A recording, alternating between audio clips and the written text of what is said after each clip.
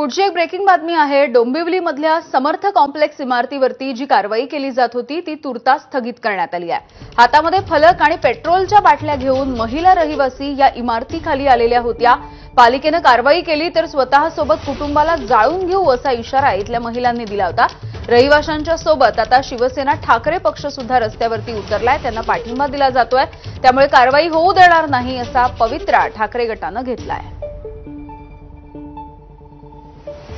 आमच्या जर बिल्डिंगवरती एक पण हातोडा पडला किंवा ते कारवाई करायला जर आले तर मी माझ्या आईसोबत, माझी सिरियस आई आयसीयू मधून काल रात्री मी तिला घेऊन, जर का या लोकांनी हातोडा किंवा काही कारवाई करायची प्रयत्न केली तर मी पेट्रोल टाकून माझ्या पुऱ्या परिवाराला जाळून टाकेल। जोपर्यंत माझं इथं रक्त सांडत नाही मी बिल्डिंगला एक हातोडा पडून देणार नाही। माझी सरकारला विनंती। तुमचं लोन आहे का काय सांगा? माझं 22 लाखाचं लोन आहे, 4 लाखचं मी डाऊन पेमेंट केलेलं आहे आणि एसबीआय बँकेकडनं माझं लोन झालेलं आहे रीतसर।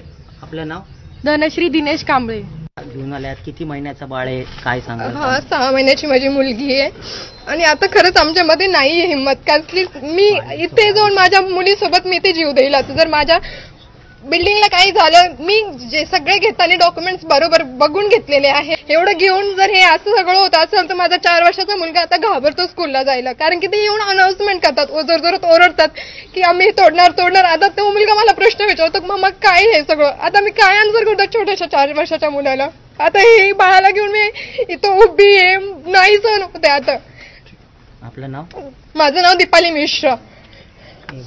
आपण बघितलं तर या 65 इमारतीतील जे रहिवासी आहेत, ज्यांची मुळात फसवणूक झालेली आहे, आज सर्व रस्त्यावर उतरलेले आहेत। कल्याण डोंबिवली महानगरपालिकेच्या भोंगळ कारभारामुळे आज या सर्व नागरिकांवरती कारवाई करण्याचा घाट केडीएमसीने घातलेला आहे। जी हायकोर्टाची ऑर्डरचा आधार घेऊन कारवाई करण्याचा प्रयत्न करतायत, ती ऑर्डर दुसऱ्या बिल्डिंगच्या नावाने आहे आणि कारवाई आज समर्थ कॉम्प्लेक्सच्या बिल्डिंगवर करायचा घाट जो घातलेला आहे, कोणाला वाचवण्यासाठी, कुठल्या बिल्डरला वाचवण्यासाठी किंवा कोणाला वाचवण्यासाठी हे करतायत।